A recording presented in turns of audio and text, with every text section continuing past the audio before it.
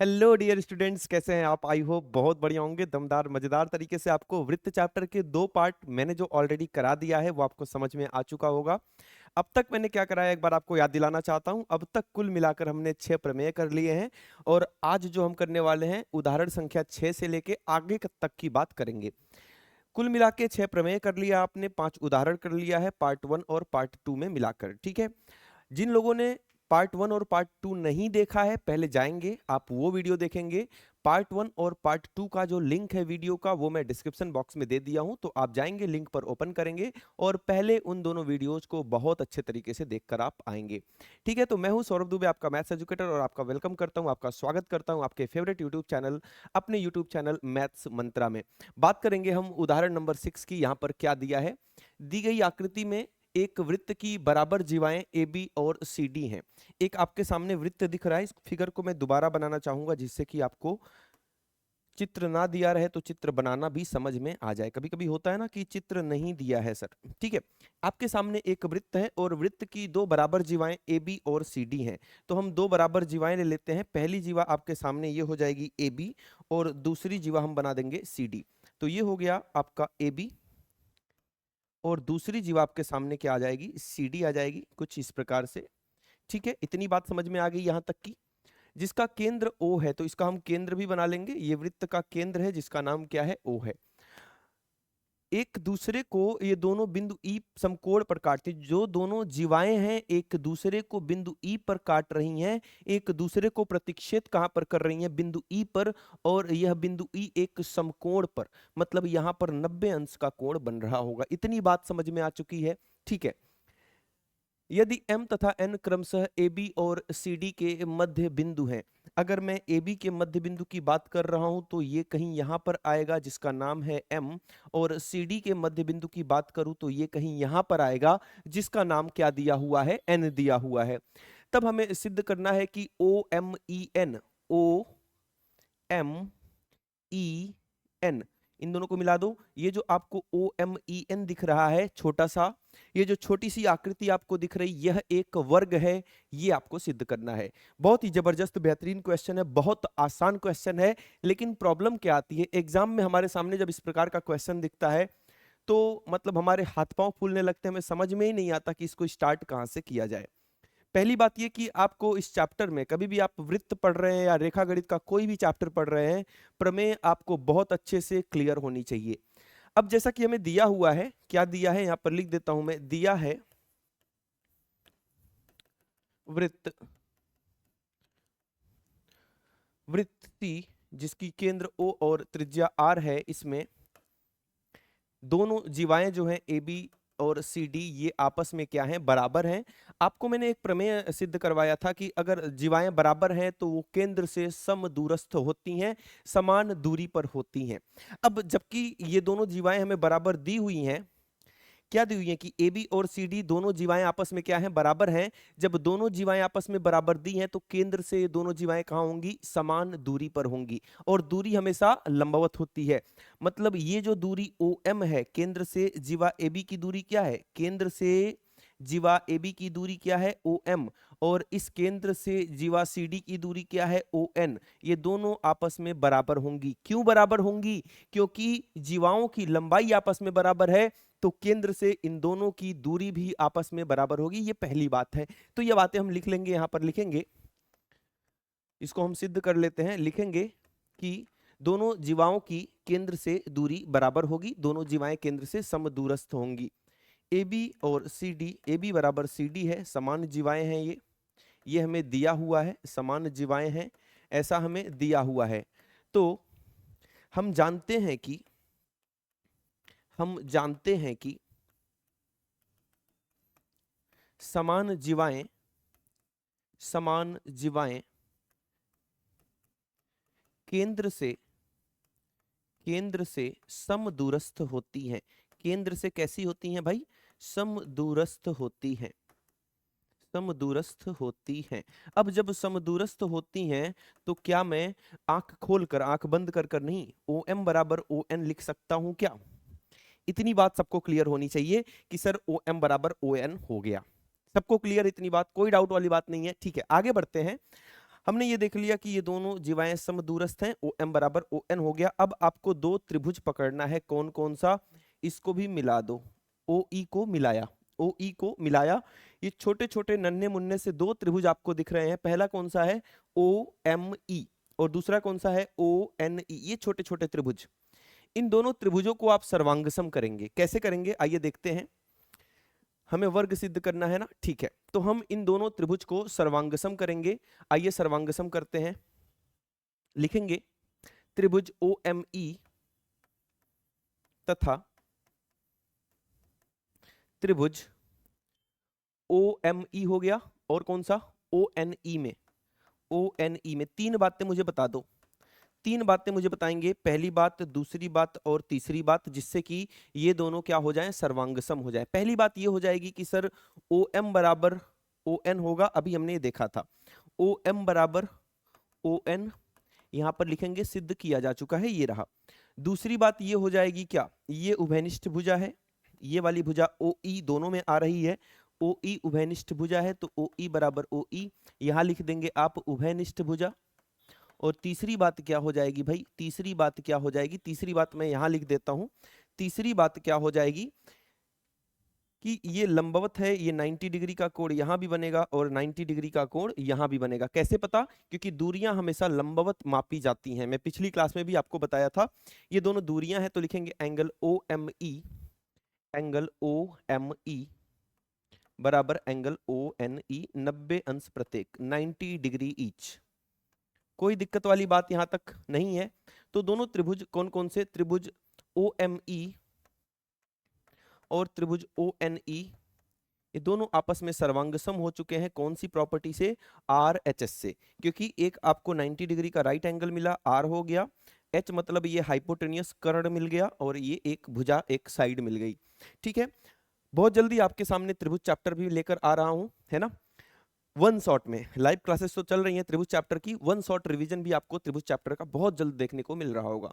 ठीक है, तो ये आर एच एस से दोनों ही त्रिभुज आपस में क्या हो चुके हैं, सर्वांगसम हो चुके हैं। तो बाई सीपीसीटी में लिख दूंगा, ये वाला कोण जो है इस कोण के बराबर हो जाएगा। कौन कौन सा, O E M, angle O E M बराबर हो जाएगा एंगल ओ ई एन के। आ रही बात समझ में, जब दोनों त्रिभुज सर्वांगसम हो जाएंगे तो ये वाला छोटा सा कोण, ये वाला छोटा सा कोण आपस में बाई सीपीसीटी हम क्या लिख देंगे कि ये दोनों बराबर हो जाएंगे, ये दोनों कोण बाई सीपीसीटी से बराबर हो जाएंगे। और आपको पता है कि ये भी 45 डिग्री का हो जाएगा और ये भी 45 डिग्री का हो जाएगा। कैसे, ये 45 डिग्री कैसे पता चला, क्योंकि पूरा का पूरा कितना है, 90 है, पूरा का पूरा कितना है, 90 है। कैसे पता 90 है, क्योंकि ये केंद्र पर समकोण पर काटती हैं, बिंदु ई पर समकोण पर काटती हैं, तो ये बिंदु ई तो है और बिंदु ई का पूरा कोण 90 है। अब ये दोनों जब कोण बराबर हो जाएंगे तो पूरा 90 है, तो 45 इसको भी होना पड़ेगा, 45 इसको भी होना पड़ेगा। ऐसा हमें दिया है कि बिंदु ई पर समकोण बन रहा है, यहां दिया है ना, बिंदु ई पर समकोण बन रहा है, 90 अंश का कोण बन रहा है बिंदु ई पर। तो मैं लिख सकता हूं एंगल एम ई एन बराबर 90 अंश, ये दिया है, ये दिया है हमें। इतनी बात क्लियर है कि नहीं, कि यहां पर समकोण बन रहा है। अब जब समकोण बन रहा है तो इसको दो पार्ट में हम तोड़ सकते हैं, पहला पार्ट ये हो गया और दूसरा पार्ट ये हो गया। मतलब एम ई एन को मैं क्या लिख सकता हूं, इस फिगर को मैं थोड़ा सा साइड करना चाहता हूं जिससे कि जगह बन जाए अपने पास। इस फिगर को हम उठा के यहां पर रख देते हैं, कोई दिक्कत वाली बात नहीं आएगी, है ना। हाँ, जगह बन गई, पर्याप्त जगह है इतनी। अब ध्यान देना, मेरी बात को ध्यान देना, इस एम ई एन को दो भागों में तोड़ेंगे, एक ये छोटा सा भाग और ये एक छोटा सा भाग। Angle O E M, angle O E M, ये वाला ई एम, और ये O E N plus angle O E N बराबर 90 डिग्री। कुछ नहीं किया, ये पूरा एम ई एन 90 अंश का था, एम ई एन पूरा का पूरा 90 अंश का था, उसको मैंने दो छोटे छोटे भागों में बांट दिया, इसको लिख दिया ओ ई एम, इसको लिख दिया ओ ई एन, और कुछ नहीं किया। अब ये दोनों कोण बराबर हैं, जैसा कि हमने यहाँ पर सिद्ध किया था सीपीसीटी से, तो मैं ओ ई एम को ओ ई एम लिखने रहने दूंगा और ओ ई एन को भी मैं ओ ई एम लिख दूंगा। दोनों बराबर हैं तो इसकी जगह पर भी ओ ई एम लिख दिया और ओ ई एन की जगह पर भी ओ ई एम लिख दिया, बराबर 90 डिग्री। दो बार आ चुका है तो ट्वाइस बराबर 90, तो ये आ गया 45। OEM कितना आ गया? 45। ध्यान देना मैं क्या करना चाह रहा हूं, मैं इसको भी 45 डिग्री सिद्ध कर दिया, इसको भी 45 डिग्री सिद्ध कर दिया। अब एक बात बताना, ये जो छोटा सा त्रिभुज है इसको मैं बाहर बना देता हूं, थोड़ा बड़ा दिखे, एक बना देता हूं बाहर, दूसरा आप खुद समझ जाएंगे। OME ये वाला बाहर बना दिया मैंने। आपके सामने ये 90 अंश पहले से पता था, ये वाला तो 90 अंश पहले से पता था, ये हमने 45 सिद्ध कर दिया, तो ये अपने आप कितना हो जाएगा? मेरा सवाल ये है, ये 90 अंश पहले से दिया था क्योंकि ये दूरियां हमेशा लंबवत होती हैं, ये 45 हमने अभी सिद्ध कर दिया, तो ये वाला कितना हो जाएगा? सर ये भी 45 हो जाएगा, ये भी 45 हो जाएगा, मतलब ये वाला भी 45 और इसके इधर वाला भी 45, तो ये कुल मिलाकर कितना हो जाएगा? 90, मतलब MON भी कितना हो जाएगा? 90 डिग्री हो जाएगा। चारों कोण मैंने 90 डिग्री सिद्ध कर दिया है। फिर से दिखाऊं कैसे? ध्यान देना, ध्यान देना कैसे 90 डिग्री सिद्ध हो गया। ये वाला तो पहले से सर 90 था, ये भी 90 था, क्योंकि ये दूरियां जो होती हैं इस पे परपेंडिकुलर होती हैं, दूरियां जो होती हैं लंबवत होती हैं। ये दोनों तो M और N पर 90 डिग्री आपको पहले से पता था। E पर 90 डिग्री है ऐसा हमें पहले से दिया हुआ है, E पर समकोण है, मतलब तीन तो 90 डिग्री पहले से पता था। एक चौथा जो ये O पर बचा है, ये भी मैंने 90 डिग्री सिद्ध कर दिया। कैसे सिद्ध कर दिया? यहां पर फिर से देखेंगे, ये 90 था, ये 45 था, तो इधर वाला 45, ये 90 था, ये 45 था, तो इधर वाला 45, 45 और 45 दोनों मिलके यहां भी कितना बन जाएगा? 90 बन जाएगा। तो ये बात लिख दिया, और जब चारों कोण 90 हो जाएंगे, एंगल, चारों कोणों का नाम लिखेंगे MON, angle OME, angle ONE और एंगल MEN। ये चारों कोण 90 डिग्री के बराबर सिद्ध कर चुका हूं मैं, इसलिए OMEN, इसलिए OMEN एक वर्ग है। एक क्या है? वर्ग हो जाएगा, एक वर्ग है। तो इस प्रकार से क्वेश्चन करना है। अगर जिन लोगों का ज्योमेट्री जो है, जो ये वाला टॉपिक है, वृत्त का टॉपिक बहुत ज्यादा कमजोर होगा, जिनको चीजें जल्दी से नहीं समझ में आती हैं, वो इस वीडियो को, मतलब इस वाले क्वेश्चन को एक दो बार और देखेंगे। मैंने बहुत ही एक्सप्लेन करके समझाया, तो आई होप कि मैक्सिमम लोगों को समझ में आ चुका होगा। लेकिन फिर भी ऐसे स्टूडेंट्स होते हैं जिनकी मैथ्स थोड़ी सी वीक होती है, एक से दो बार और देखेंगे, आप अपने आप समझ में आ जाएगा। बहुत ही आसान और बहुत ही बेहतरीन क्वेश्चन है आपके सारे कॉन्सेप्ट्स को क्लियर करने के लिए। एक बार इसका स्क्रीनशॉट लेंगे और बढ़ेंगे हम आगे की तरफ, और बात करेंगे अब हम अपने प्रमेय संख्या, कौन सी प्रमेय संख्या नेक्स्ट की बात कर लेते हैं। ध्यान देंगे अगला प्रमेय क्या कहता है। अगला प्रमेय हमसे ये कह रहा है, प्रमेय संख्या 7, बहुत ही इंपॉर्टेंट, बहुत ही मोस्ट इंपॉर्टेंट है। आपके एग्जाम में जो प्रमेय पूछा जाता है वहां पर ये पूछा जा सकता है आपसे। प्रमेय संख्या 7 कहता है, एक चाप द्वारा केंद्र पर अंतरित कोण वृत्त के शेष भाग के किसी बिंदु पर अंतरित कोण का क्या होता है? दोगुना होता है। कहने का मतलब क्या है, पहले तो हम समझ लेते हैं।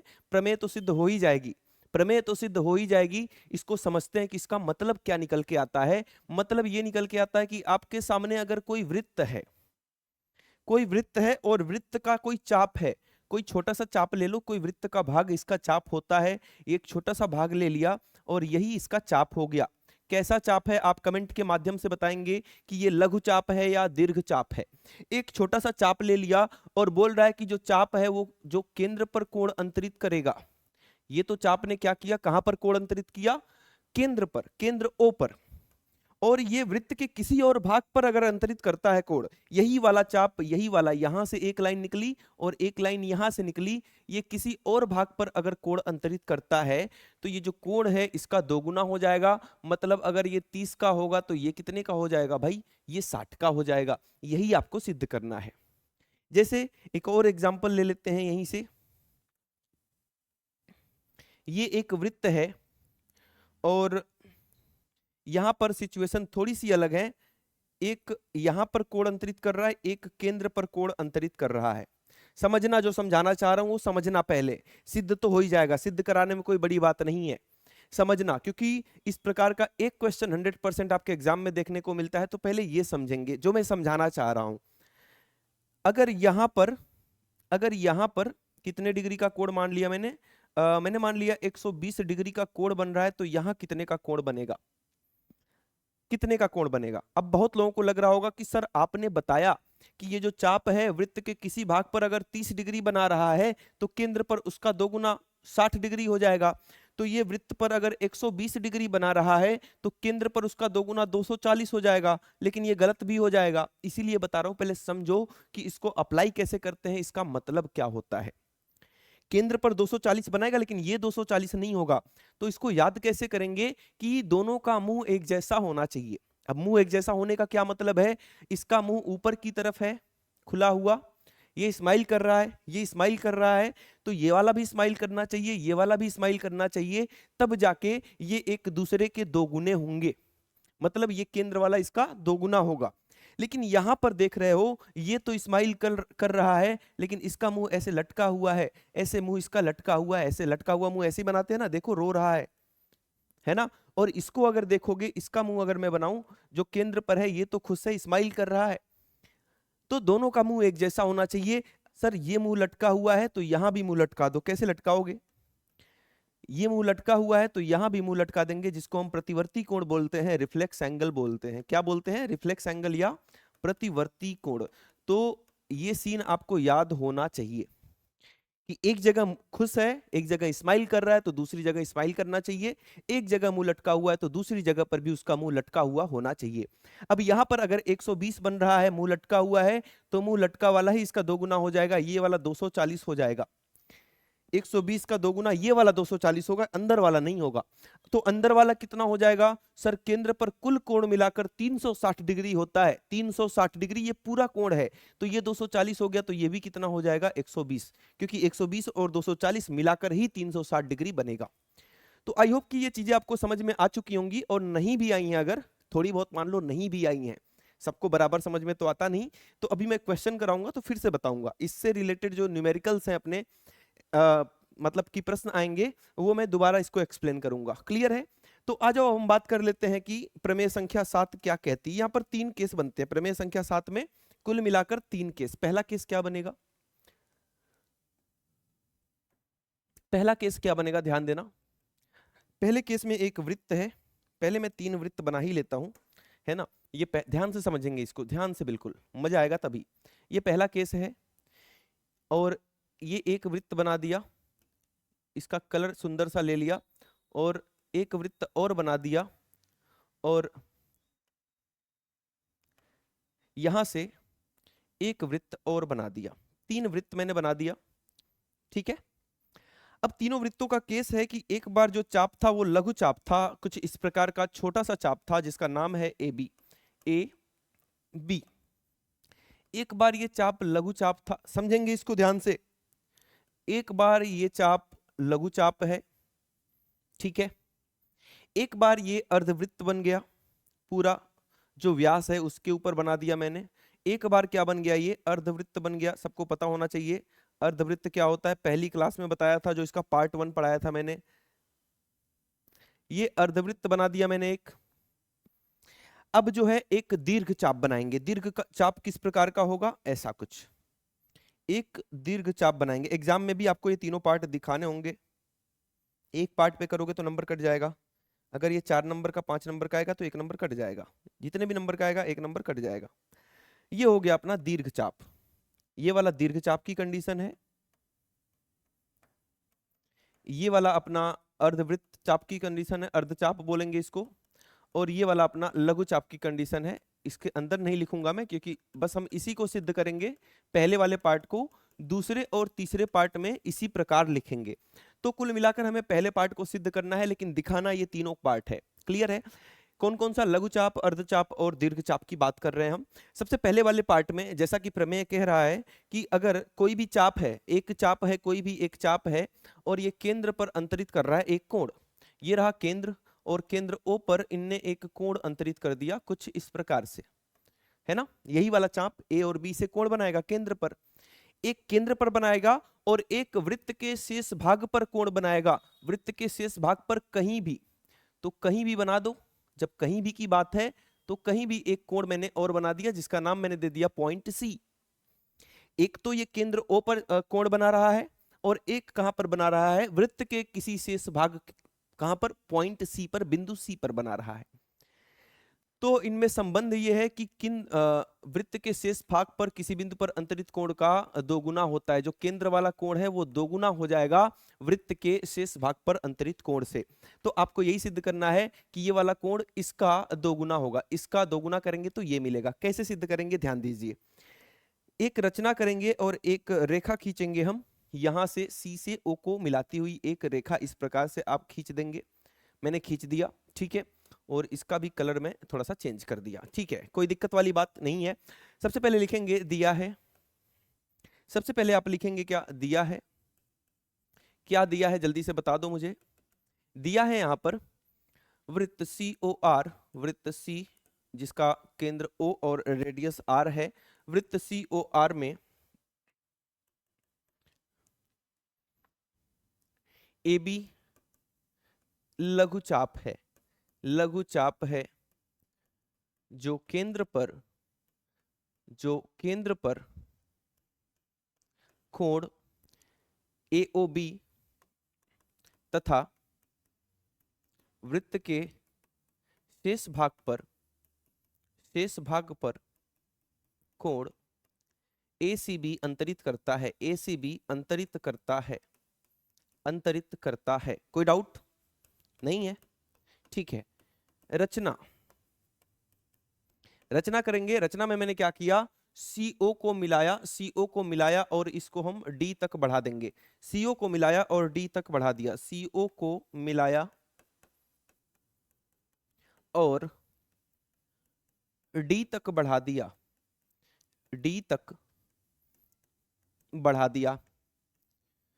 बस ये बात याद रखनी, इसकी रचना याद रखनी है आपको। दिमाग में ये फिगर एकदम फिक्स होना चाहिए, स्कैन होना चाहिए कि ये वाला अगर प्रमेय हमें सिद्ध करने को आ रहा है तो ये फिगर बनानी ही बनानी है। आगे की कहानी आप खुद से कर लेंगे अगर आपने फिगर बना लिया तो। क्या करेंगे ध्यान देना। एक कॉन्सेप्ट लगाने वाला हूं। कॉन्सेप्ट ये है कि कोई भी त्रिभुज है, इसका जो बहिष्कोण होता है अभिमुख अंतः कोणों के योगफल के बराबर होता है। अगर ये एंगल 1 है तो ये 2 और 3 के योगफल के बराबर होगा। क्या ये बात सबको पता है।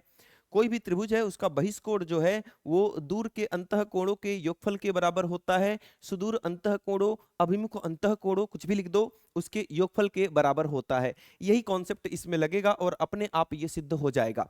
सबसे पहले हम त्रिभुज लेंगे AOC। ध्यान देना कहां पर है त्रिभुज AOC। अब मैं उपपत्ति कर रहा हूं, सिद्ध करना क्या है वो आप खुद से लिख लेना। चलो मैं लिख ही देता हूं यार, तुम लोग आलसी लोग हो, ना लिखो कहीं, है ना। सिद्ध करना है, तुम्हें तो सब लिखा हुआ चाहिए। सिद्ध करना है, सिद्ध ये करना है कि ये जो त्रिभुज केंद्र पर AOB कोण बन रहा है ये दोगुना होगा किसके, वृत्त के अन्य भाग पर जो कोण ACB बन रहा है उसका। अब हम इसको सिद्ध करते हैं। और सबसे पहले मैंने कौन सा त्रिभुज लेने की बात किया था, कौन सा त्रिभुज लेने की बात किया था जल्दी से बताएंगे।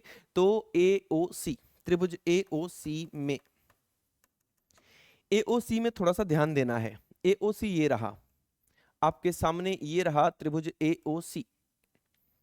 AOC का अगर मैं बहिष्कोण की बात करता हूं, ये हो गया बहिष्कोण, यहां से लेके यहां तक, ये हो गया इसका बहिष्कोण। बहिष्कोण जो होता है, ये जो बहिष्कोण है दूर के अंतः कोणों के योगफल के बराबर होगा।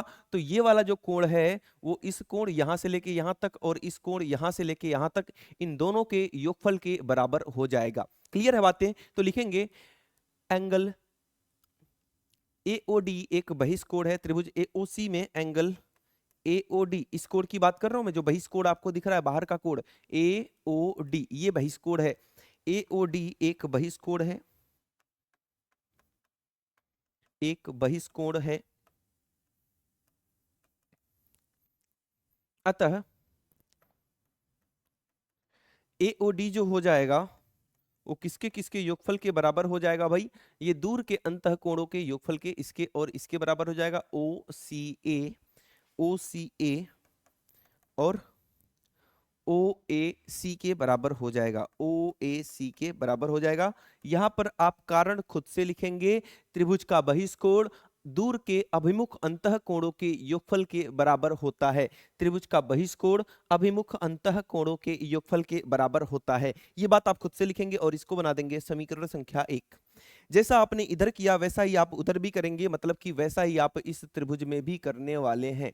इस त्रिभुज की अगर मैं कहानी आपको सुनाऊं तो यहां पर जो बहिष्कोण बन रहा है वो ये वाला बन रहा है, बात क्लियर है। ये वाला बहिष्कोण बन रहा है और दूर के अंतःकोण एक ये हो जाएगा और एक ये हो जाएगा। तो ये बात आप यहां पर लिखेंगे समीकरण 2 के माध्यम से। बहिष्कोण का नाम क्या है? BOD। BOD। तो BOD जो हो जाएगा वो दूर के अंतःकोण मतलब कि OCB, OCB और OBC के योगफल के बराबर हो जाएगा। कहानी आपको खुद लिखना है, कारण क्लियर है इतनी बातें कि ये वाला जो अंतःकोण है इन दोनों के योगफल के बराबर हो जाएगा। इन दोनों समीकरणों को जोड़ देंगे आप। इन दोनों समीकरणों को, समीकरण 1 व 2 को जोड़ने पर, 1 व 2 को, 1 व 2 को जोड़ने पर क्या हो जाएगा? जोड़ने पर ध्यान देंगे। जोड़ने का नियम ये कहता है कि जो बायां पक्ष है आपस में जुड़ेगा, जो लेफ्ट हैंड साइड AOD और BOD है ये आपस में जुड़ेगा, AOD और BOD आपस में जुड़ेगा। क्या मैं ये दोनों चित्र अब हटा सकता हूं? आप स्क्रीनशॉट एक बार इतना का ले लो। एग्जाम में ये दोनों चित्र बनाना है लेकिन आपको सिद्ध यहाँ पर करना है और इसी प्रकार इसमें और इसी प्रकार इसमें लिख देना है। तो ये दोनों चित्र मैं अभी हटा रहा हूँ, एक बार स्क्रीनशॉट यहाँ तक ले लेंगे क्योंकि जगह की कमी पड़ेगी तो आपको समझ में नहीं आएगा जब मैं एक ही जगह पे सारी बातें लिख दूंगा। तो ये दोनों चित्र मैं हटा देता हूँ। ठीक है, हम बात कर रहे थे कि हम दोनों समीकरणों को जोड़ रहे हैं। तो समीकरण जोड़ने का नियम कहता है AOD में BOD को जोड़ दो, AOD में BOD को जोड़ दो और इधर वाले में COA AOC, इधर वाला आपस में जुड़ जाएगा। कौन कौन सा है? OCA, OAC, OCB और OBC। इन चारों को आपस में जोड़ दिया। कोई दिक्कत हो रही क्या यहाँ तक? कुछ नहीं किया, इन दोनों समीकरणों को जोड़ा, इन दोनों को आपस में, इन दोनों को आपस में। ठीक है, AOD और BOD मिलके पूरा बन जाएगा। देखो ये रहा AOD और ये रहा BOD, जब इन दोनों को जोड़ोगे तो ये पूरा का पूरा कोण आपको मिल जाएगा जिसको मैं लिखूंगा AOB। AOB बराबर। एक छोटी सी बात मैं आपको बताना भूल गया, जो आपको पहले बताना था वो अभी नहीं बताया, तो सबसे पहले मैं फिर से बता दे रहा हूं। अगर इस त्रिभुज की बात करूं, मैं जो व्हाइट कलर से सेट किया हूं, ये भी त्रिज्या है, ये भी त्रिज्या है, तो ये दोनों त्रिज्याएं हैं, तो ये दोनों कोण भी आपस में क्या हो जाएंगे? बराबर हो जाएंगे। तो यहां पर मैं छोटा सा लिख दे रहा हूं, एंगल OAC जो है वो बराबर हो जाएगा एंगल OCD के। ये बात समझ में आ गई क्या? कैसे? इस त्रिभुज में ये भी त्रिज्या है, ये भी त्रिज्या है, तो ये कोण और ये कोण ये दोनों आपस में क्या हो जाएंगे? बराबर हो जाएंगे। ऐसे ही अगर इधर के त्रिभुज की मैं बात करता हूं, तो ये भी त्रिज्या है सर, ये वाला OB त्रिज्या है और यहां भी OC भी त्रिज्या है। ये दोनों भुजाएं बराबर हैं। जब ये दोनों भुजाएं बराबर हैं तो इनके सामने के कोण भी बराबर होते हैं। किसी भी त्रिभुज में जब दो भुजाएं बराबर होती हैं तो उनके सामने के कोण भी बराबर होते हैं। तो जब ये दोनों भुजाएं बराबर हैं तो ये दोनों कोण भी क्या हो जाएंगे? बराबर हो जाएंगे। तो यहां से मैं क्या लिख दूंगा? OBD जो है, OBC जो है, OBC जो है ये वाला कोण, वो इस कोण OCB के बराबर हो जाएगा। कोई डाउट है यहां तक? सब कुछ क्लियर है कि कुछ नहीं किया सर? एक बार हमने बहिष्कोण की प्रॉपर्टी लगाई, एक बार हमने ये देख लिया कि कौन कौन सा कोण बराबर है। अब इनकी कहानी आपस में मिला दो। कैसे मिलाएंगे? ध्यान दो। हमें क्या नहीं चाहिए? हमें ये नहीं चाहिए, हमें ये नहीं चाहिए, हमें बस ये वाला कोण चाहिए। तो ये ए वाला कोण गायब कर दो सी के साथ, ए वाला कोण ये गायब कर दो सी के साथ। ये दोनों आपस में बराबर हैं, ये दोनों आपस में बराबर हैं। यहां पर लिखा है OCA, नहीं ये उल्टा लिख दिया क्या? हाँ OCD नहीं होगा ना ये? हाँ बिल्कुल सही बात बोल रहे थे आप, मुझे सुनाई नहीं दे रहा था बस। ये OAC और ये OCA होगा। तो ये दोनों कोण आपस में क्या है? बराबर हैं। OCA और OAC, OCA और OAC। कौन सा आपको नहीं चाहिए? हमें ये नहीं चाहिए सर, हमें बस ये चाहिए। तो इसको उड़ा दो। किसको उड़ाओगे? ए वाले को उड़ा दो। तो इसको लिख दो, ये तो चाहिए। और इसकी जगह पर क्या लिख दोगे? OAC की जगह पर भी OCA, क्योंकि ये तो चाहिए नहीं। तो इसकी जगह पर भी क्या आ जाएगा? OCA। अरे दोनों बराबर हैं तो हम दोनों इसकी जगह पर भी इसी को लिख देंगे। ठीक है, इधर वाले में आ जाओ। ये दोनों बराबर हैं, ये तो हमें नहीं चाहिए, हमें ये चाहिए बस। तो इसकी जगह पर भी यही लिख दो। तो OCB तो हमें चाहिए और OBC की जगह पर भी OCB लिख दिया। कोई डाउट वाली बात नहीं है। ठीक है, डाउट होगा तो बताएंगे, मैं इसको दोबारा भी करवा दूंगा कभी भी लाइव क्लास में, अगर डाउट होगा तभी, है ना? कि सर प्रमेय संख्या 7 आपने समझाई थी, समझ नहीं आई, डाउट है। AOB 2 बार ये आ गया और 2 बार ओ सी बी भी आ गया, तो दो दो बार इसको लिख दिया मैं, दो बार ये आ गया, दो बार ये आ गया, दो दो बार लिख दिया। दो कॉमन ले लो, दो कॉमन ले लो तो कितना आ जाएगा, ओ सी ए, ओ सी ए, और यहां पर कितना आ जाएगा, ओ सी बी। और ओ सी ए और ओ सी बी को मैं क्या लिख सकता हूं, ओ सी ए और ओ सी बी को एक साथ मिलाना, ओ सी ए मतलब इतना, दूसरे कलर से देखो, ओ सी ए मतलब इतना और ओ सी बी मतलब इतना, जब इन दोनों को मिलाओगे तो ये पूरा कोण मिल जाएगा ए सी बी, ये पूरा कोण मिल जाएगा आपको ए सी बी। तो हमने क्या सिद्ध कर दिया कि ये जो केंद्र पर कोण बन रहा था ए ओ बी, वो वृत्त के शेष भाग पर बने कोण का कितना गुना है, यहां पर दो आ रहा है तो दो गुना है। एक बार इसका स्क्रीनशॉट लेंगे, बेहतरीन जबरदस्त प्रमेय है, बार बार आपके एग्जाम में पूछा गया है, तो इसको बहुत ही अच्छे से आपको क्लियर करना है, सॉल्व करना है। एक बार यहां समझ लिया, दो से तीन बार आप खुद प्रैक्टिस करेंगे, जब तक खुद से ना कर पाओ तब तक नहीं मानना है कि आपको समझ में आया है। आ रही बात समझ में, ठीक है। आगे लिख देंगे, इसी प्रकार सेकंड और थर्ड में भी हम ये सिद्ध कर सकते हैं। क्लियर है बातें, ठीक है। बढ़ते हैं अब हम अपने प्रमेय संख्या 7 तो मैंने बता ही दिया, प्रमेय संख्या 8 की तरफ, उसी से रिलेटेड है। जिसको 7 समझ में आ चुका है, 8 उसके लिए बाएं हाथ का खेल है। लेकिन भाई मुझे बाएं हाथ से लिखना नहीं आता, मैं तो दाएं हाथ से बताऊंगा। यहां पर क्या बोल रहा है कि एक वृत्तखंड है, ये रहा वृत्तखंड, और वृत्तखंड में एक ही वृत्तखंड के अगर कोण है, ये वृत्त हो गया, इसका एक छोटा सा वृत्तखंड ले लेते हैं। वृत्तखंड पहली क्लास में बताया था कि क्या होता है। ये एक वृत्तखंड ले लिया, चाप ले लो या वृत्तखंड, दोनों बातें एक ही हैं। या तो ए बी वृत्तखंड ले लिया, ये वाली लाइन ले लिया, या तो ए बी चाप ले लिया, बिंदु तो वहीं रहने वाले हैं। तो ए बी द्वारा बनाया गया जो कोण होगा वो आपस में बराबर होगा। क्या बोल रहा है, एक ही वृत्तखंड के कोण, जितने भी कोण होते हैं सबके सब आपस में बराबर होते हैं। तो मैंने एक कोण ये बना दिया, मैंने एक कोण ये बना दिया। आपको सिद्ध करना है कि ये दोनों के दोनों कोण आपस में क्या है, बराबर है। इसका कलर मैं चेंज कर दे रहा हूं जिससे कि आपको दोनों कोण अलग अलग दिखें। ये दो कोण बना दिया, दोनों कोण कहां से निकले हैं, तो सर एक ही वृत्तखंड से निकले हैं, दोनों ए बी से निकले हैं। ये वाला भी ए बी से निकला है और ये वाला भी ए बी से निकला है। इन दोनों को हमें बराबर सिद्ध करना है। तो क्या दिया है, क्या सिद्ध करना है, आप खुद से लिखेंगे, मैं सीधे उपपत्ति बताता हूं। तो इसमें एक रचना कर लेते हैं हम। रचना क्या है कि वृत्त का केंद्र ये रहा O, और यहां से ओ ए और ओ बी को मिलाया। क्लियर है, इन पॉइंट को नाम दे देते हैं सी और डी। इतना भी क्लियर है। हमें क्या सिद्ध करना है, याद है कि सी वाला कोण और डी वाला कोण आपस में क्या है, बराबर है। क्यों बराबर है, क्योंकि सी और डी दोनों एक ही वृत्तखंड द्वारा बनाए गए कोण हैं। ये चीज कैसे सिद्ध करेंगे, ध्यान देना यहां पर, बिल्कुल मिनटों वाला खेल है। जो पीछे प्रमेय पढ़ाया था उसी प्रमेय का यूज कर लो।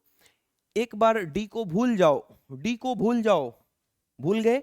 अब देखो, केंद्र पर जो बना कोण है और वृत्त के अन्य भाग पर बना कोण है, तो इसका ये दो गुना होगा या नहीं होगा। अभी पढ़ाया था कि एक ही चाप से, एक ही वृत्तखंड से अगर केंद्र पर कोण बनाया गया और वृत्त के शेष भाग पर कोण बनाया गया, तो इस कोण का दोगुना करोगे तो आपको ये कोण मिलेगा। अभी डी को भूल जाओ, इतना क्लियर है। तो ये बात लिख दूंगा, मैं लिखूंगा एंगल ए ओ बी और एंगल ए सी बी एक ही वृत्तखंड, एक ही चाप ए बी द्वारा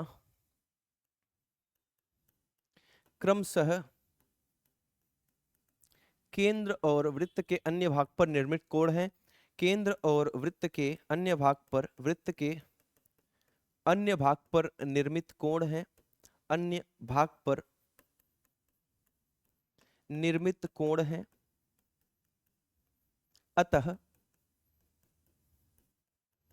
अतः क्या हो जाएगा भाई, अरे जो पिछला प्रमेय पढ़ा था कि सर ये वाला जो कोण है ना, इसको आप दोगुना करोगे तो केंद्र वाला मिल जाएगा। ये जो केंद्र वाला कोण है ना, वो दोगुना करोगे ACB का तो ये मिल जाएगा। बात खत्म, कि ये वाला जो कोण है इसका दोगुना करेंगे तो मिल जाएगा। अभी हमने प्रमेय संख्या 7 में पढ़ा था, वही बात लिख दिया और इसी को समीकरण 1 बना दिया और आगे लिख दिया इसी प्रकार। अब जरा सी को भूल जाना, अब जरा सी को भूल जाना और डी को याद रखना। केंद्र पर है, वृत्त के अन्य भाग पर है। जैसे आपने सी के साथ किया है वैसे ही आप डी के साथ कर देंगे। क्या करेंगे कि इसका दोगुना करेंगे तो सर केंद्र वाला मिल जाएगा। तो एंगल ए ओ बी किसके बराबर हो जाएगा? ये हो जाएगा सर जो वृत्त के अन्य भाग डी पर बन रहा है कोण उसके दोगुने के बराबर। इसको बना दिया समीकरण संख्या 2। समीकरण 1 और 2 को तुलना करेंगे क्योंकि इनका बायां पक्ष आपस में बराबर है। बायां पक्ष यहां भी AOB है, यहां भी AOB है, तो इनका दायां पक्ष भी आपस में बराबर ही होगा। ये बात आप लिखेंगे।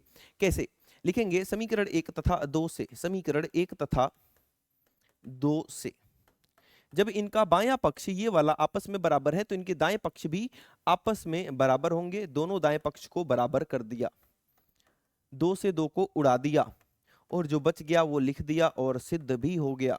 जो सिद्ध करना था कि जो ACB है वो ADB के बराबर होगा। ये रहा ACB, ये रहा ADB, बराबर कर दिया, बात खत्म।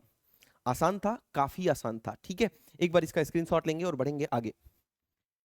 कोई डाउट वाली बात नहीं है, बढ़े आगे। एकदम सब कुछ चकाचक चल रहा है। चलो ठीक है, बात करते हैं आगे।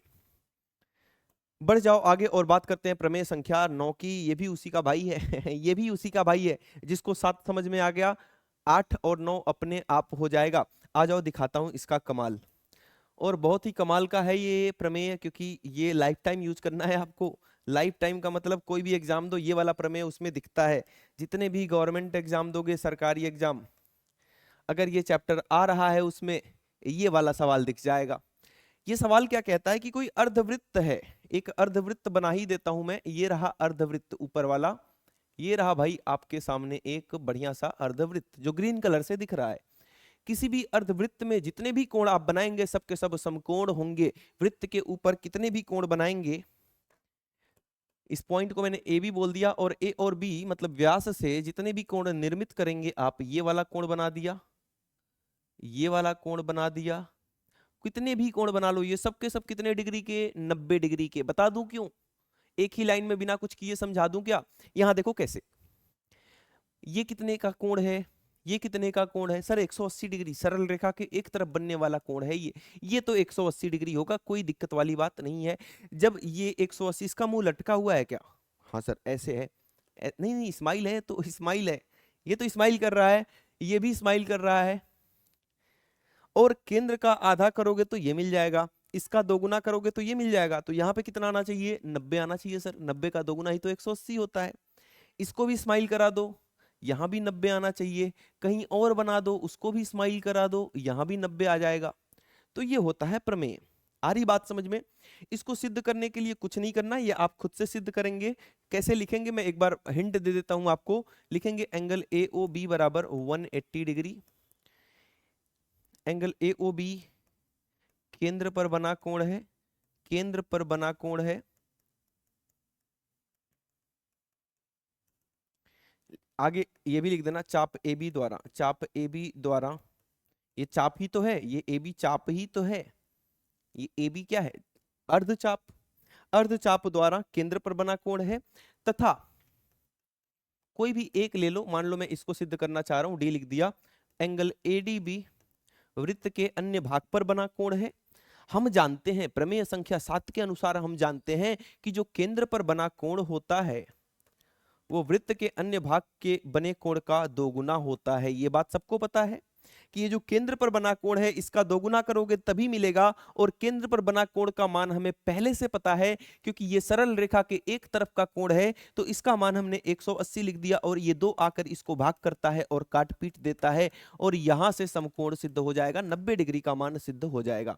ये काम आप खुद करेंगे। ठीक है, बढ़ जाते हैं कुछ उदाहरण पे इनसे रिलेटेड। क्या दिया है? दी गई आकृति में O वृत्त का केंद्र है तथा चाप ABC का माप 100 डिग्री है। O वृत्त का केंद्र है और 100 डिग्री आपको केंद्र पर बना हुआ एक कोण दिख रहा है AOC। चाप ABC जो है केंद्र पर जो कोण बना रही है, थोड़ा सा यहाँ पे उल्टा सीधा लिखा है, चाप ABC की माप नहीं, चाप ABC की माप 100 डिग्री नहीं है। चाप ABC द्वारा केंद्र पर बनाए गए कोण की माप, केंद्र पर बनाए गए कोण की माप कितनी है? कोण की माप कितनी है, 100 डिग्री है। तब एडीसी मतलब ये वाला कोण आपको बताना है, एबीसी मतलब ये वाला कोण आपको बताना है। क्वेश्चन क्लियर है, आसान क्वेश्चन है कि नहीं? यहां जरा देखना, ये वाला कोण आपको 100 अंश का दिया हुआ है, आपसे ये पूछ रहा है और ये पूछ रहा है, मैं इसको करवाऊंगा ही नहीं, जाने दो। जरा बताना कि केंद्र वाला स्माइल कर रहा है क्या? हाँ सर, ये देखो ऐसा है, ये स्माइल कर रहा है, देखो इसका मुंह देखो, इसका मुंह देखो, स्माइल कर रहा है। इन दोनों में से कौन स्माइल कर रहा है? सर ऊपर वाला स्माइल कर रहा है, ये वाला स्माइल कर रहा है। तो इन दोनों को तो मैंने फटाफट निकाल दिया, इसका आधा करूंगा तो ये मिल जाएगा, वृत्त के अन्य भाग वाला ये 100 है तो ये कितना आ जाएगा, ये 50 आ जाएगा। क्लियर है बातें? अब देखो, इसको करने के दो तरीके हैं, लेकिन दूसरा तरीका कब जानोगे? जब आगे की प्रमेय मतलब चक्रीय चतुर्भुज पढ़ लोगे तब। लेकिन अभी मैं चक्रीय चतुर्भुज से नहीं करवाऊंगा, अभी मैं जो आपको पढ़ाया हूं उसी से करवाता हूं। इसका मुंह लटका हुआ है तो इसका भी मुंह लटका दो सर, ये लटका दिया। ये 100 डिग्री का है, कुल मिला के 360 होना चाहिए केंद्र पर, कुल मिलाकर 360। ये 100 का हो गया तो ये कितने का बच गया? ये 260 का बच गया। 360 में से 100 गया तो कितना बच गया? 260 का। सर ये जो केंद्र पर बनता है इसका आधा करने पर ये मिलता है, जैसे इसका 100 का आधा किया 50 मिला, दोनों स्माइल कर रहे थे, वैसे इसका मुंह लटका है, इसका आधा करोगे तो ये मिल जाएगा, मतलब ये कितना हो जाएगा? 130 डिग्री का हो जाएगा। आंखों ही आंखों में करवा दिया कि किस प्रकार से आप ये सवाल करेंगे। क्लियर है बात? कर लोगे खुद से? नहीं आएगा तो बताना, कमेंट के माध्यम से दोबारा करवाऊंगा। बात करते हैं उदाहरण संख्या 8 की। दी गई आकृति में ओ दिए गए वृत्त का केंद्र है, ठीक है, ओ केंद्र है, ठीक है। चाप बीसीडी द्वारा वृत्त के केंद्र पर अंतरित कोण 140 डिग्री है। चाप बीसीडी, इस चाप द्वारा ये रहा ना बीसीडी, इस चाप द्वारा जो केंद्र पर कोण अंतरित कर रहे हैं, ये वाला जो कोण बन रहा है केंद्र पर, उसकी माप आपको दी गई है कितना? 140 डिग्री दी हुई है। क्लियर? ठीक है। यदि BC को बिंदु P तक, BC को आगे बढ़ा दिया, बिंदु P तक बढ़ा दिया, तो BAD मतलब ये वाला, BAD तथा DCB मतलब ये वाला, इन दोनों कोणों का माप आपको ज्ञात करना है। आसान सवाल है, काफी आसान सवाल है, बस क्वेश्चन बड़ा सा लिखा है, फिगर भयंकर बना दिया, दम कुछ नहीं है इसमें। जरा देखना, ये दोनों स्माइल कर रहे हैं, बिल्कुल स्माइल कर रहे हैं सर। क्या ये दोनों एक ही चाप द्वारा निर्मित हैं? तो B और C से, B और D से ये वाला कोण बना है O पर, और B और D से ही ये वाला कोण बना है A पर। देखो B और D से ही बनाया मैंने, तो इसका आधा करेंगे तो ये मिल जाएगा सर, ये हो जाएगा 170 डिग्री का। ये हो जाएगा कितने का? 170 डिग्री का। और ये निकाल ही लोगे, जैसे अभी मैंने पीछे बताया वैसे ही यहां पर करेंगे। कैसे? सर इसका मुंह लटका हुआ है, देखो इसका मुंह ऐसे लटका हुआ है, ऐसे रो रहा है ये, इसका मुंह लटका हुआ है। अब इसका मुंह लटका हुआ है तो इसका भी मुंह लटका दो, अभी ये स्माइल कर रहा है। इधर का मान बता दो जब इसका मुंह लटका दूंगा मैं।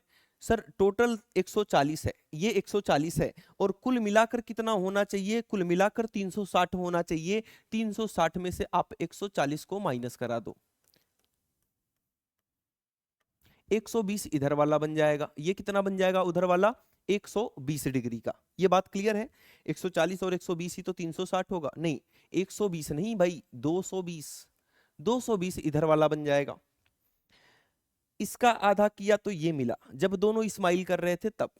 अब दोनों का मुंह लटका हुआ है, ये 220 का है तो ये कितने का हो जाएगा? इसका आधा कर दो, 110 का ये हो जाएगा। आ गया आंसर, कोई डाउट वाली बात नहीं है। अभी जब मैं चक्रीय चतुर्भुज करा दूंगा, चक्रीय चतुर्भुज होता क्या है? चक्रीय चतुर्भुज एक इस प्रकार का चतुर्भुज होता है जिसके चारों के चारों शीर्ष, चारों के चारों कोने, चारों के चारों शीर्ष जो हैं वो वृत्त के ऊपर स्थित होते हैं। तो यहां पर देखो, यहां पर चारों शीर्ष A, B, C और D, चतुर्भुज ABCD के चारों शीर्ष वृत्त के ऊपर स्थित हैं, तो ये एक चक्रीय चतुर्भुज है। चक्रीय चतुर्भुज में अभी मैं आपको पढ़ाने वाला हूं कि जो अभिमुख कोण है, अभिमुख कोणों का योगफल जो है वो 180 डिग्री के बराबर होता है।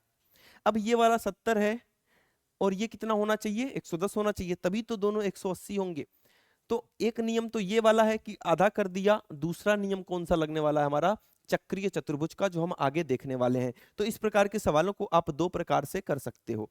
क्लियर है बातें? बढ़ते हैं आगे और बात करेंगे अब हम चक्रीय चतुर्भुज की, जिसकी बात अभी मैं बता रहा था कि चक्रीय चतुर्भुज एक ऐसा चतुर्भुज होता है जिसके चारों के चारों कोने वृत्त के ऊपर स्थित होते हैं। किसी चक्रीय चतुर्भुज के अभिमुख कोणों का योगफल 180 डिग्री होता है, जैसा मैंने आपको बताया वही सिद्ध करना है। तो एक हम बना लेते हैं अपने सामने, क्या, एक बढ़िया सा क्या वृत्त बना लिया। अब इसके ऊपर एक चक्रीय चतुर्भुज बनाना है, तो चक्रीय चतुर्भुज के चारों वर्टिसेस जो होंगे, जो चारों कोने होंगे, वो इसी वृत्त के ऊपर स्थित होंगे।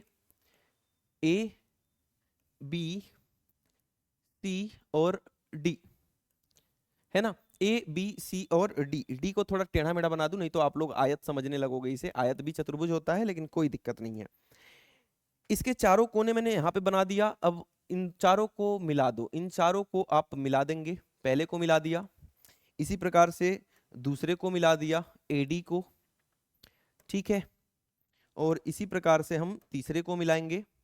इसी प्रकार से दोस्त हम तीसरे को मिलाएंगे, और हमारा चौथे को मिलाने के बाद एक चक्रीय चतुर्भुज बन जाएगा। अरे बात समझ में आ रही है? भेजे में जा रही है? भेजा है या भिजवा दूं, है ना, एक मूवी का डायलॉग है ये। ठीक है, क्लियर है बातें। एबीसीडी एक चक्रीय चतुर्भुज। चक्रीय चतुर्भुज क्यों है ये? क्योंकि इसके चारों शीर्ष क्या हैं? चारों शीर्ष एबीसीडी वृत्त के ऊपर स्थित है, इसलिए यह एक चक्रीय चतुर्भुज है। अब चक्रीय चतुर्भुज में हमें यह सिद्ध करना है कि इसके जो अभिमुख कोण होते हैं, आमने सामने वाले, ए के आमने सामने, ए के अभिमुख में कौन है? सी है। बी के अभिमुख में क्या है? डी है। तो मतलब आमने सामने वाले कोणों का योगफल 180 डिग्री होता है, 180 अंश के बराबर होता है। ये सिद्ध करना है। मोस्ट इंपॉर्टेंट प्रमेय ये भी है। ये बना दिया मैंने वृत्त का केंद्र O। काम क्या करना है आपको, दिमाग कैसे लगाना है? आप दो रेखाओं को मिला देंगे। रचना क्या है इसमें? OB को मिला दो, एक तो OB को मिला दो, और एक किसको मिलाओगे? OD को मिला दो। एक OD को मिला दो, ये इसकी रचना है। OB और OD को मिला दिया। क्लियर है बातें? कोई डाउट वाली बात नहीं है, रचना याद रहेगी। अब देखो इसमें दिया क्या है? दिया है, क्या दिया है भाई? ABCD एक चक्रीय चतुर्भुज है। ABCD एक चक्रीय चतुर्भुज है, चतुर्भुज है। क्लियर है? सिद्ध क्या करना है? सिद्ध करना है, सिद्ध करना है, क्या सिद्ध करना है? सिद्ध ये करना है कि angle A plus angle C जो अभिमुख कोण है ये 180 डिग्री के बराबर होंगे, या angle B plus angle D ये दोनों भी अभिमुख कोण हैं, इनका भी योगफल 180 डिग्री के बराबर होता है। ये आपको सिद्ध करना है। अब रचना करेंगे। रचना में क्या लिखेंगे? रचना में लिख दिया हमने OB OD को मिलाया, OB तथा OD को मिलाया। ये तो हो गई रचना वाली बात। आगे उपपत्ति, उपपत्ति करेंगे, सिद्ध करेंगे इसको हम। बाएं हाथ का खेल है सिद्ध करना इसको, है ना, लेकिन मैं फिर से दाएं हाथ से ही करूंगा। कैसे करूंगा जरा सोचने दो भूल गया मैं भी ना, कैसे करूंगा। आसान है। अभी क्या पढ़ा है प्रमेय संख्या 7 में कि सर ये वाला जो कोण है और ये वाला जो कोण है, इन दोनों में एक संबंध होता है। दोनों स्माइल कर रहे हैं, दोनों का मुंह नीचे की तरफ ऐसे खुशी से झूम उठा है। ये भी स्माइल कर रहा है, ये भी स्माइल कर रहा है। तो इसका दो गुना करोगे तो ये मिलेगा। ये बात लिख दो कि एंगल BOD मुझे कैसे मिलेगा? एंगल BOD मुझे कैसे मिलेगा? जब मैं BAD का दो गुना करूंगा। समीकरण संख्या 1, कारण खुद से लिख देंगे कि वृत्त के किसी भी चाप द्वारा केंद्र पर अंतरित कोण वृत्त के किसी अन्य भाग पर अंतरित कोण का दो गुना होता है। ये बात आप यहां पर लिख देंगे। याद हो गया ये प्रमेय? ठीक है, प्रमेय संख्या 7। ये समीकरण 1 बन गया। क्लियर है बातें यहां तक कि ये भी सर BD द्वारा, BD चाप को जरा ध्यान देना। BD चाप द्वारा ये केंद्र पर बनाया गया कोण है, और BD चाप द्वारा ये वृत्त के अन्य भाग पर बनाया गया कोण है। तो इन दोनों में जो संबंध होगा वो मैंने लिख दिया। जो काम आपने इधर किया, जब ये खुश थे, जब ये स्माइल कर रहे थे, अब इनका मुंह लटका दो, वही काम आप इधर कर दो। दोनों का मुंह लटका हुआ है, कोई दिक्कत वाली बात नहीं है। जब कोई दिक्कत वाली बात नहीं है तो आप लिखेंगे कि जो केंद्र पर बना कोण BOD है, अब BOD का मान 180 अंश से ज्यादा दिख रहा है आपको, 180 अंश से ज्यादा दिख रहा है, और 180 अंश से ज्यादा होगा तो हम इसके सामने लगाएंगे रिफ्लेक्स। रिफ्लेक्स को क्या बोलते हैं? प्रतिवर्ती। तो इसका नाम हो जाएगा प्रतिवर्ती, है ना। अब जैसे ये कोण बना दिया, ये वाला 180 अंश से कम है तो इसको हम नाम देंगे AOB का। लेकिन जो 180 अंश से ज्यादा दिख रहा है इसको भी नाम AOB का देंगे, लेकिन उसके सामने क्या लगा देंगे, प्रतिवर्ती। क्या लगा दोगे, प्रतिवर्ती। तो ये 180 अंश से ज्यादा वाला जब था तो इसको मैंने प्रतिवर्ती लिख दिया। और ये कैसे मिलेगा, जब इसका दोगुना करूंगा तो दोगुना ऑफ BCD, दोगुना ऑफ एंगल BCD। इसको बना दिया समीकरण संख्या 2। जब किसी कोण को, जब किसी कोण को AOB को उसी के प्रतिवर्ती कोण के साथ जोड़ते हो तब कितना आ जाता है, 360 डिग्री। दिख रहा है ऐसा, जब इस कोण को इसी के प्रतिवर्ती के साथ जोड़ेंगे तो ये पूरा कोण मिल जाएगा। और पूरा कोण कितना हो जाएगा, एक बिंदु के चारों तरफ बने हुए कोणों का योगफल क्या होता है, 360 डिग्री। तो जब किसी भी कोण में उसी का प्रतिवर्ती जोड़ते हैं तब कितना मिलता है, 360 डिग्री। ये बात आपको याद रखनी है, ठीक है। तो यहां पर समीकरण 1 और 2 को जोड़ने पर, समीकरण 1 तथा 2 को जोड़ने पर जोड़ दो। जोड़ने का तरीका तो पता ही है कि दायां पक्ष बायां पक्ष बाएं पक्ष में, एंगल BOD ऊपर लिखा है और नीचे क्या लिखा है यहाँ पे, प्रतिवर्ती BOD, प्रतिवर्ती BOD। इन दोनों को जोड़ दिया। दाएं पक्ष में क्या है, 2 बार BAD, तो 2 बार BAD कर दिया। और क्या है, 2 बार BCD, 2 बार BCD कर दिया। हाँ, क्या कोई दिक्कत वाली बात है, नहीं है, सब कुछ, सारी कहानी क्लियर है, कुछ नहीं किया है। प्रमेय संख्या 7 लगा दिया, एक बार खुशी के साथ एक बार दुख के साथ, है ना। ये खुशी के साथ है और ये दुख के साथ है ना। कोई खुशी पड़ रही होगी तो सोचेगी नहीं सर मेरा नाम क्यों ले रहे हो आप, तो तुम्हारा नाम नहीं है बिटिया, तुम्हारा नाम नहीं है। यहां देखो, ध्यान दो आगे की कहानी, यहां तक ठीक है। अब इन दोनों कोणों का योगफल, दोनों एक ही कोण है, एक सिंपल है एक प्रतिवर्ती वाला है, तो दोनों का योगफल जो हो जाएगा वो 360 डिग्री के बराबर होता है। देखो BOD में उसी का प्रतिवर्ती जोड़ दिया, तो किसी भी कोण में उसी का प्रतिवर्ती जोड़ते हैं तो 360 डिग्री होता है, लिख दिया। यहां पर 2 कॉमन आ रहा है, 2 कॉमन ले लेंगे। क्या क्या बच गया, BAD बच गया और BCD बच गया। यहां पर लिख दिया BAD और यहां पर लिख दिया क्या, BCD। कोई दिक्कत वाली बात नहीं है, ठीक है। ये 2 इधर आएगा, इसको भाग करेगा और ये भाग करके 180 बन गया। किसके बराबर हो गया, BAD और BCD को। क्या मैं BAD को एंगल A लिख सकता हूं, बिल्कुल। क्या मैं BCD को एंगल C लिख सकता हूं, बिल्कुल लिख सकता हूं। ये 180 डिग्री के बराबर हो गया। ये पहला वाला सिद्ध हो गया और दूसरा वाला आपको सिद्ध नहीं करना है, आगे लिख देंगे इसी प्रकार angle B plus angle D बराबर 180 डिग्री। इसी प्रकार angle B plus angle D बराबर कितना, 180 डिग्री। बात कहानी हो गई कंप्लीट, आसान है, ठीक है। एक बार इसका स्क्रीनशॉट लेंगे और बढ़ेंगे आगे। तो ये कुल प्रमेय है, आई होप कि अभी एक प्रमेय और बचा है, आखिरी प्रमेय है। और आखिरी प्रमेय के बाद 1 से 2 उदाहरण करेंगे, उसके बाद आज की क्लास हम यहीं पर कंप्लीट कर रहे होंगे, ठीक है। कोई दिक्कत वाली बात नहीं है, ठीक है। स्टार्ट करते हैं और देखते हैं प्रमेय संख्या 11 में क्या बात कह रहा है। यदि एक चतुर्भुज के अभिमुख कोणों का युग्म का योग 180 है तब वह एक चक्रीय चतुर्भुज होगा। ये उसी का विलोम है। यहां पर दिया है कि आपके सामने अगर एक चतुर्भुज है कुछ इस प्रकार का, कोई चतुर्भुज है ABCD और अगर इनके अभिमुख कोणों का योगफल जो है 180 डिग्री हो गया तो ये चतुर्भुज चक्रीय हो जाएगा, ऐसा सिद्ध करना है। ये लॉजिकल है, थोड़ा सा ध्यान से समझेंगे, इसमें मैथ्स कम है लॉजिक ज्यादा है। लॉजिकल क्वेश्चन है, क्योंकि हमें चक्रीय सिद्ध करना है तो हम पहले से इसको चक्रीय बना लेंगे।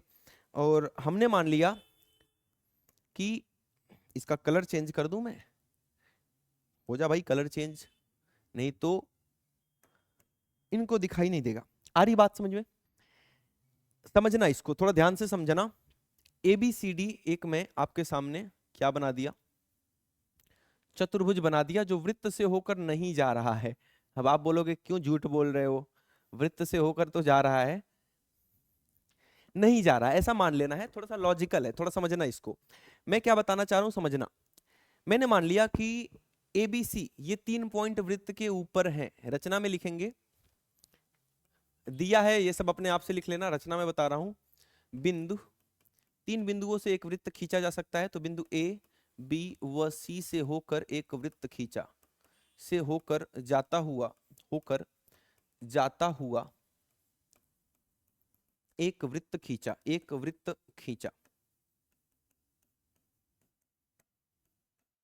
ठीक है, कोई दिक्कत वाली बात नहीं है।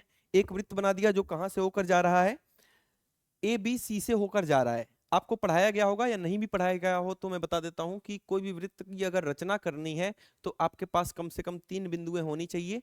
3 बिंदु हैं तो आप एक वृत्त बना दोगे जो उन तीनों बिंदुओं से होकर जाएगा।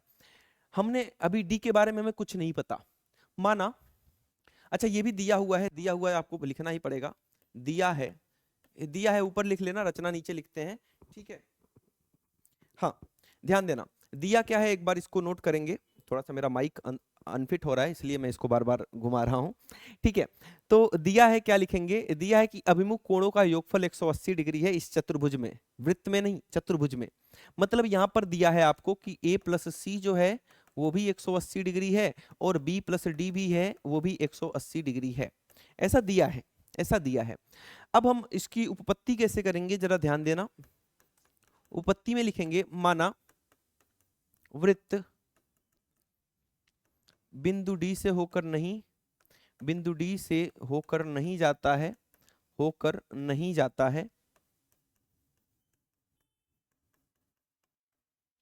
यह बिंदु ई से होकर जाता है, ई से होकर जाता है। कुछ समझ में आया क्या? मैंने मान लिया कि ये वृत्त जो है वो डी से नहीं होकर जा रहा, वो ई से होकर जा रहा है। ई कोई बिंदु यहां पर है। वो वृत्त कहां से होकर जा रहा है? बिंदु ई से होकर जा रहा है। इस वृत्त का केंद्र कहां है? ओ पर है। अब जब वृत्त बिंदु ई से होकर जा रहा है, कुछ ऐसा मान लो, अभी थोड़ी देर के लिए कुछ ऐसा जा रहा है, तो ए बी सी ई एक चक्रीय चतुर्भुज होगा या नहीं होगा? एबीसी से तो जा ही रहा है, वो डी से ना जाकर कहां से जा रहा है? ई से जा रहा है, ऐसा मैंने मान लिया। अब जब ई से होकर जा रहा है तो मैं लिख सकता हूं, तो ए बी सी ई एक चक्रीय चतुर्भुज है, लॉजिकल क्वेश्चन है थोड़ा सा, ये चक्रीय चतुर्भुज है। अब जब ये चक्रीय चतुर्भुज है तो मुझे पता है कि चक्रीय चतुर्भुज में अभिमुख कोणों का योगफल कितना होता है? Angle B plus angle E, इसका और इसका ई का योगफल कितना हो जाएगा? 180 डिग्री, क्योंकि चक्रीय चतुर्भुज के अभिमुख कोणों का योगफल 180 डिग्री होता है, यहां लिख देना है। लेकिन हम जानते हैं, लेकिन दिया है कि बी और डी का मान 180 है, बी और डी का मान 180 है। अब ये कब संभव है? जरा इन दोनों को तुलना करना। समीकरण संख्या, इसको 1 बना दिया, इसको 2 बना दिया। जब इनके दाएं पक्ष आपस में बराबर हैं तो इनके बाएं पक्ष भी आपस में बराबर होंगे, लिख दो b प्लस ई और b प्लस डी। b से b को उड़ा दिया, e बराबर d आ गया। क्या आ गया? e बराबर d। ये कब संभव है कि कोण E और कोण D बराबर हो जाएगा? ये तब संभव है, यह तभी संभव है जब E और D संपाती हो। E और D संपाती मतलब एक दूसरे के ऊपर हो, संपाती हो। आगे लिख देंगे, अतः बिंदु डी, जब बिंदु ई हमने मान लिया था कि वृत्त के ऊपर है, जब मैंने बिंदु ई को मान लिया था वृत्त के ऊपर है, और हमने ये सिद्ध कर दिया कि डी और ई दोनों संपाती, दोनों एक दूसरे के ऊपर हैं, तो अगर ई ऊपर है तो डी भी वृत्त के ऊपर ही होगा। अतः बिंदु डी वृत्त के ऊपर है और एबीसीडी एक चक्रीय चतुर्भुज है, क्लियर है बातें? तो ये पूरा लिखने के बाद यहां के बाद आप यहां पहुंच जाएंगे और ऐसे करके ये पूरा सिद्ध हो जाएगा। एक बार इसका स्क्रीनशॉट लेंगे, थोड़ा सा लॉजिकल क्वेश्चन है। ठीक है, बात करेंगे अब उदाहरण संख्या 9 और 10 की। 2 उदाहरण करेंगे, उसके बाद हम क्लास को कंप्लीट कर रहे होंगे। उदाहरण संख्या 9 बोल रहा है, दी गई आकृति में यदि डीबीसी 80 डिग्री का है, डीबीसी का मतलब यहां से लेके यहां तक, कहां से लेके कहां तक? ध्यान देना, डीबीसी यहां से लेके यहां तक 180 डिग्री का है। सॉरी 80 डिग्री का है, BAC 40 डिग्री का है, ये रहा BAC 40 डिग्री का। पहले इन दोनों को पकड़ लो। पकड़ लिया सर। मुझे बताना ये 80 डिग्री वाला कहां से बना है। तो सर 80 डिग्री वाले के लिए एक लाइन ये आ रही है और एक लाइन ये आ रही है, मतलब ये C और D से बना है। C और D वृत्तखंड से बना है। तो CD से और कौन कौन बन रहा है? CD से सर एक ये वाला भी बन रहा है, यहां से लेके यहां तक। दिखा? नहीं दिखा? मैं दिखाता हूं, दूसरे कलर से दिखाता हूं जिससे कि अच्छे से दिखे। देखो CD से एक तो ये लाल वाला बन रहा है। अब CD से ही दो लाइन और आएंगी, एक तो ये वाली और एक ये वाली, और ये वाला कोण बना रही हैं। तो CD से ही दोनों कोण बन रहे हैं, तो ये 80 का होगा, तो ये भी कितने का हो जाएगा? ये भी 80 का हो जाएगा। क्यों हो जाएगा? एक ही वृत्तखंड द्वारा निर्मित कोण, एक ही वृत्तखंड द्वारा निर्मित कोण आपस में क्या होते हैं? बराबर होते हैं। अगर ये 80 का है तो ये भी कितने का हो जाएगा? 80 का हो जाएगा। ये बात क्लियर है?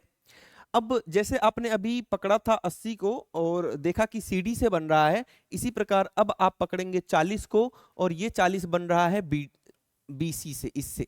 देखो ये 40 और ये 40 इससे बना है, तो इससे और कौन सा बन रहा है? एक तो ये जा रहा है, एक ये जा रहा है, मतलब ये वाला कोण भी बन रहा है, तो ये भी 40 का हो जाएगा। आपसे क्या पूछा, अब पढ़ते हैं। BCD ज्ञात कीजिए। BCD, ये पूरा का पूरा कोण आपको ज्ञात करना है। BCD ना, हाँ BCD ज्ञात कीजिए। जितनी बातें अभी मैंने समझाई वो समझ में आ चुकी हैं, पहले ये बताएंगे आप। ये 80 था तो ये भी 80, क्योंकि दोनों CD से बने हैं। ये 40 था तो ये भी 40, क्योंकि दोनों BC से बने हैं। अब आपसे पूछ रहा है कि अच्छा ये बताओ मुझे, एक त्रिभुज दिख रहा है क्या? ये वाला रेड वाला त्रिभुज दिख रहा है क्या? कौन सा? BCD। ये वाला 80 डिग्री, ये वाला 40। 80 और 40 कितना? 120। तो ये पूरा का पूरा कितना आ जाएगा? 60 डिग्री आ जाएगा सर। त्रिभुज के तीनों अंतःकोणों का योगफल 180 डिग्री होता है। दो कोण आपको पहले से पता है, तीसरा अपने आप निकल जाएगा। जो पूछ रहा था ये वाला BCD जो पूछ रहा था वो निकल के आपके सामने आ चुका है। कितना डिग्री? 60 डिग्री का। क्लियर है? ठीक है, आगे देखते हैं। आगे एक कंडीशन और दिया है, साथ ही में अगर AB और BC आपस में बराबर हैं। कहाँ है AB? ये रहा AB। और कहाँ है BC? ये रहा BC। अगर ये दोनों आपस में बराबर हैं तब ECD ज्ञात कीजिए। ECD, तब आपको ECD मतलब कि ये वाला कोण ज्ञात करना है, ये वाला ECD। अच्छा ECD है, ECD मतलब ये वाला कोण ज्ञात करना है जब ये दोनों भुजाएं आपस में बराबर हैं, तो ECD है ना, ECD। ठीक है, अब ध्यान देना, ये पूरा कोण 60 डिग्री का है, पूरा कोण पूरा। तो ये कितना हो जाएगा? आओ दिखाओ कैसे होता है। ये देखो, जब दोनों भुजाएं बराबर हैं तो इनके सामने के दोनों कोण बराबर होंगे। ये 40 का है तो इतना 40 का हो जाएगा। पूरा 60 का था तो ये निकल जाएगा आपका कितने डिग्री का? 20 डिग्री का ये हो जाएगा। तो इस प्रकार से आप खुद से लिख लेंगे। मैंने पूरा का पूरा समझा दिया है कि किस प्रकार से इस क्वेश्चन को हमें सॉल्व करना है। क्लियर है बातें? एक बार इसका स्क्रीनशॉट ले लेंगे जिससे कि कोई भी गलती हो तो आप उसको कर पाए। एक बार इसका स्क्रीनशॉट आप खाली आकृति के साथ भी लेंगे। खाली आकृति के साथ मतलब ये तो हो गया जिसमें आंसर सब कुछ लिखा हुआ है। एक इसके साथ ले लेंगे जिसको आप प्रैक्टिस करेंगे खुद से। ठीक है, इतना कोई दिक्कत वाली बात नहीं है। बढ़े आगे, आज के आखिरी प्रश्न पर बात कर लेते हैं। आज के आखिरी क्वेश्चन को बात करते हैं, उदाहरण संख्या 10 को। दी गई आकृति में O वृत्त का केंद्र है। ठीक है, BA और AC बराबर है। BA और AC आपस में बराबर है। ABC का मान 50 डिग्री है। ABC ये पूरे का मान 50 डिग्री है। तब BOC और BDC का मान ज्ञात कीजिए। इसका मान और इसका मान आपको बताना है।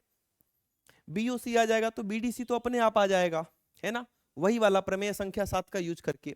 तो हमारा ध्यान होगा कि BOC कितना होगा। क्लियर है? कोई डाउट वाली बात नहीं है। ठीक है, ध्यान देना यहाँ पे, ये दोनों भुजाएं बराबर है तो इनके सामने के कोण भी बराबर होंगे। ये दोनों अगर भुजाएं बराबर हैं, AB और AC, ये दोनों भुजाएं बराबर हैं, तो ये 50 का होगा तो ये भी कितने का हो जाएगा? 50 का।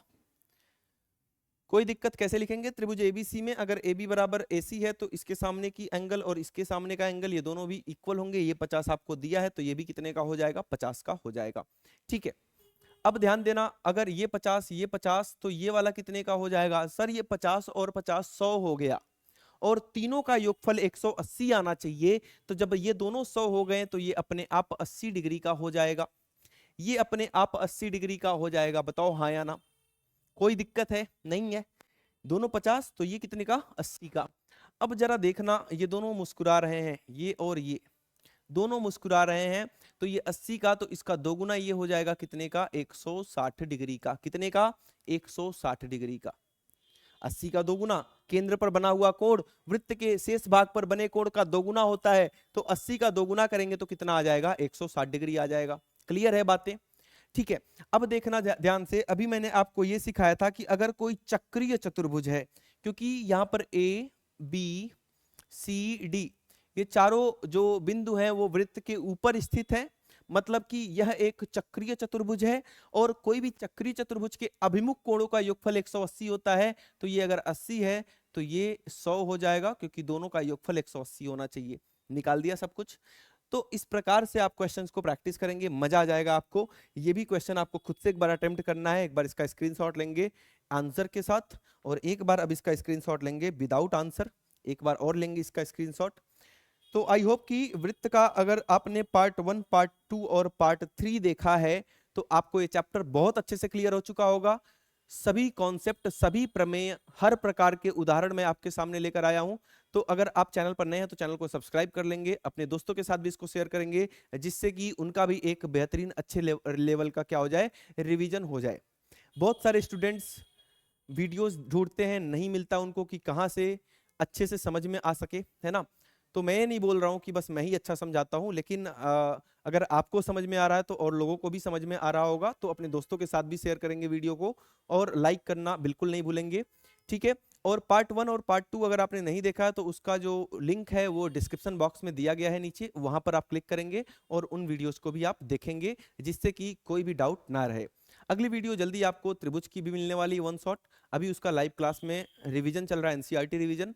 तो आप डेली क्लासेस सब्सक्राइब करने का ये भी फायदा होगा कि डेली जितनी भी क्लासेज आ रही हैं आप एक भी क्लास मिस नहीं करोगे, सारी की सारी लाइव क्लासेस, सारी की सारी रिकॉर्डेड क्लासेस आप टाइम टू टाइम देख पाएंगे। तो ठीक है, आज के लिए इतना ही था, और अपना मैथ्स की बेहतरीन प्रैक्टिस करते रहेंगे।